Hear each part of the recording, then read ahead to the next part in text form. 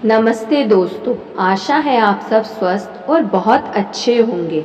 सफलता का shortcut part 2।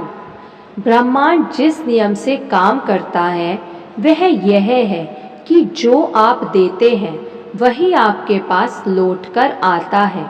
ब्रह्मांड आपकी ऊर्जा को प्रतिबिंबित करता है। अब जबकि आप प्रकृति के इस नियम को जान गए हैं, आपके अनुसार आप दुखी, क्रोधित और ईर्ष्यालु महसूस करने पर किस प्रकार के लोगों और परिस्थितियों को आकर्षित करेंगे। स्पष्ट और स्वाभाविक रूप से आप और अधिक दुख, क्रोध, ईर्ष्या या और कोई नकारात्मक भावना आकर्षित करेंगे। जब निराश महसूस करना आपका दूसरा स्वभाव बन जाता है तो आप किस चीज को अपनी ओर आकर्षित करते हैं।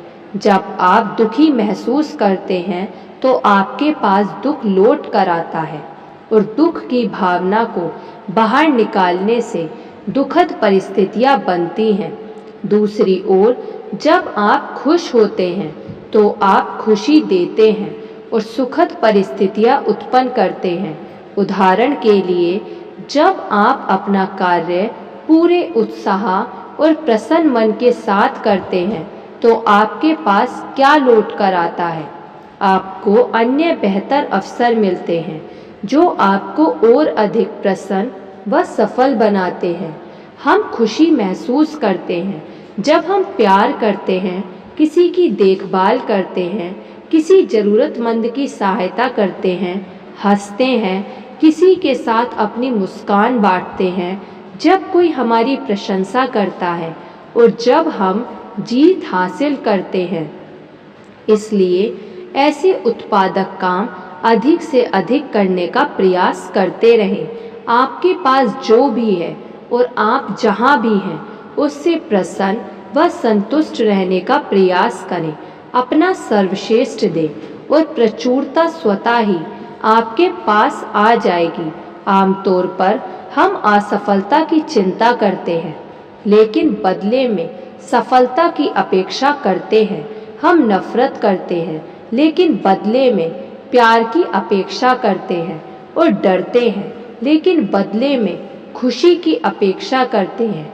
ये सब कैसे हो सकता है जब हम अपना अधिकांश समय चिंता, नफरत और डर में बिताते हैं तो ब्रह्मांड उसका कई गुना हमें लौटा देता है और फिर भी हम ईश्वर को दोष देते हैं। क्या ये बेतुकी सी बात नहीं है?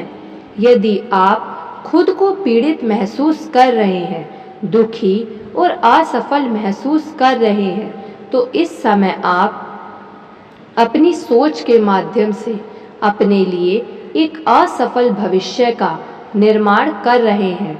कड़े परिश्रम से भी अधिक जिस बात से फर्क पड़ता है वह है आपका सोचने का तरीका।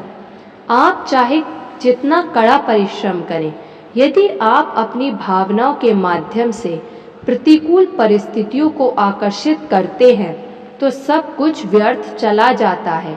इसलिए यदि आप एक ऐसे व्यक्ति हैं जिसे इतने अधिक परिश्रम के बाद भी जीवन से कुछ नहीं मिलता, तो ये आपके लिए चेतावनी है कि आप अपने सोचने के तरीके और भावनाओं के बैरोमीटर को जांच लें। खुद से पूछें कि दिन भर आप कैसा महसूस करते हैं। आप सिर्फ ऐसी स्थितियों को आकर्षित करते हैं जो आपके पास ऐसी ही और भावनाएं ले आएंगी। हम दुखी कब होते हैं? जब हम नाराज, शर्मिंदा, अकेले होते हैं या कोई हमें धोखा देता है।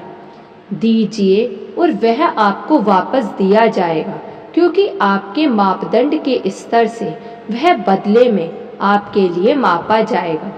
आपके पास जो भी है और आप जहां भी हैं, यदि आप उससे खुश हैं तो आप अपने सोचने का तरीका बदलकर सरलता से अपना जीवन बदल रहे हैं। यदि आप जो चाहते हैं वह खुशी, शांति, प्यार और दोस्ती है तो आपको खुश, शांत, प्रेमपूर्ण और मैत्रीपूर्ण होना होगा। हम में से अधिकांश लोग इस अनंत भ्रांति से जीते हैं कि जब हम वह सब प्राप्त कर लेंगे जो हम चाहते हैं तो हम खुश रहेंगे। क्या हम ऐसा नहीं सोचते कि जब हम 10 किलो वज़न कम कर लेंगे, या जब हमें हमारा जीवन साथी मिल जाएगा, या जब हम कुछ लाख रुपए कमा लेंगे तो हमें खुशी मिल जाएगी? और अंत में क्या होता है?